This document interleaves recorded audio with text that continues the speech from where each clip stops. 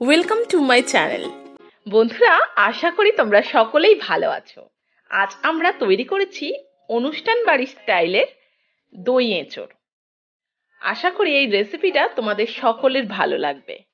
ভীষণ টেস্টি এই রেসিপি, বাড়িতে থাকা উপকরণ দিয়েই তৈরি হয়ে যাবে। তো চলো বন্ধুরা, কিভাবে এই এত টেস্টি এঁচোড়ের রেসিপি তৈরি করছি সেটাই আজকে তোমাদের সাথে শেয়ার করে নিই।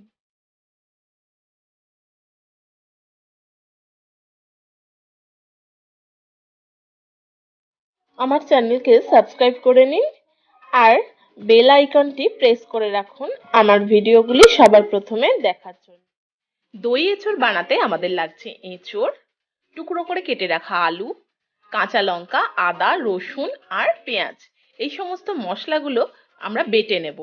আদা, রসুন আর কাঁচা লঙ্কা মিক্সার জারের মধ্যে নিয়েছি, সমস্ত একসাথে বেটে নিলাম।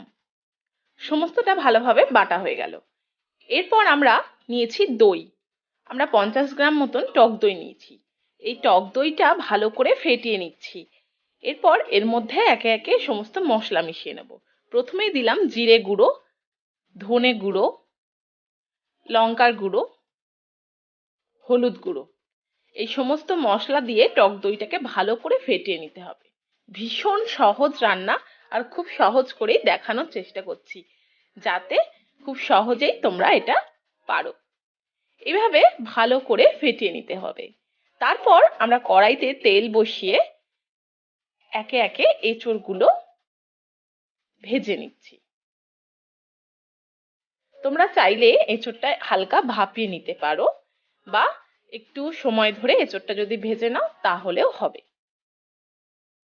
এইভাবে উল্টে পাল্টে আমরা একটু সময় ধরে ভেজে নিচ্ছি আর সামান্য পরিমাণে নুন দিয়ে দিচ্ছি আর হলুদ দিয়ে দিচ্ছি। দিয়ে বেশ খানিকক্ষণ ধরে মিডিয়াম আঁচে এঁচোড়টাকে ভালো করে ভেজে নিতে হবে। যতক্ষণ না গোল্ডেন ব্রাউন কালার আসছে ততক্ষণ ভালো করে ভেজে নিচ্ছি।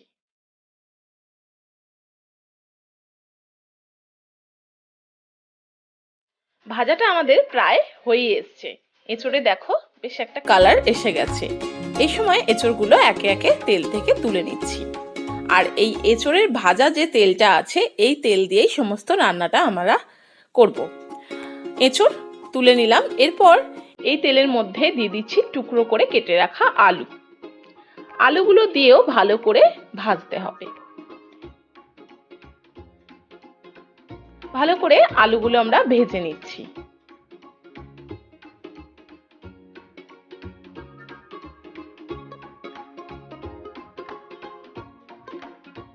আলুগুলো খানিকটা ভাজার পর আমরা দিয়ে দিচ্ছি এর মধ্যে অল্প কিছু চিংড়ি মাছ। চিংড়ি মাছ দেওয়ার পর এটাকে আবারও ভালো করে একটু ভেজে নিচ্ছি।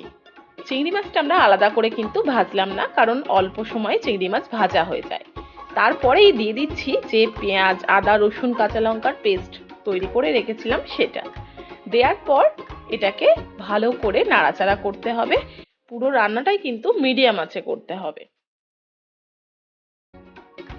তারপর দিয়ে দিচ্ছি দইয়ের সঙ্গে মিশিয়ে রাখা যে মশলা তৈরি করে রেখেছিলাম সেটা দিয়ে ভালো করে এটাকে মিশিয়ে নিতে হবে। এই মশলার সঙ্গে ভালোভাবে এটাকে মিশিয়ে নিতে হবে। মিশিয়ে নিয়ে আঁচটা কম করে এবার রান্নাটা করতে হবে ধিমি আঁচে। যতক্ষণ না তেল ছেড়ে আসছে ততক্ষণ কিন্তু এই রান্নাটা ভালোভাবে কষতে হবে। তারপর দিয়ে দিচ্ছি স্বাদ মতন নুন আর স্বাদ মতন চিনি। চিনি একটু এর মধ্যে অ্যাড করতে হবে, তাহলে এর টেস্টটা অনেক বেশি ভালো আসে। আর দিয়ে দিচ্ছি লাস্টে একটু হোমমেড গরম মশলা। গরম মশলা দেওয়ার পর ভালো করে মিশিয়ে নিচ্ছি। মিশিয়ে নিয়ে আলুটা আমাদের কষা পুরো কমপ্লিট। সেই সময় এবার ভেজে রাখা এঁচোড়গুলো অ্যাড করে নেব। দিয়ে মশলার সাথে ভালো করে এঁচোড়, আলু আর চিংড়ি মাছকে ভালো করে মিশিয়ে নিতে হবে।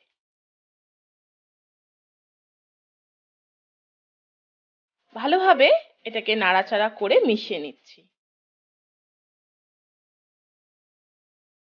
যত সময় ধরে কষতে থাকবেন দেখবেন এখান থেকে তেল ছেড়ে আসছে মশলা থেকে।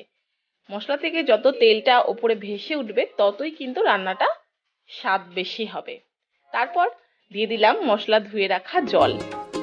জল দিয়ে এবার ভালো করে এটাকে সিদ্ধ করে নিতে হবে। আমাদের কষতে কষতে প্রায় এঁচোড় আর আলু কিন্তু সিদ্ধ হয়েই আছে। তো খানিকটা ফুটিয়ে নিয়েই এটা একটু মাখা মাখা মতন গায়ে গায়ে হবে থাকবে, সেই অনুযায়ী জলটা কিন্তু অ্যাড করতে হবে। আমাদের দেখুন আলুটাও প্রায় সিদ্ধ হয়ে গেছে, জলটা একদম মরে গেছে। এবার আমরা এটাকে সার্ভ করে দেবো। রান্নাটা আমাদের এত সহজেই কমপ্লিট হয়ে গেল।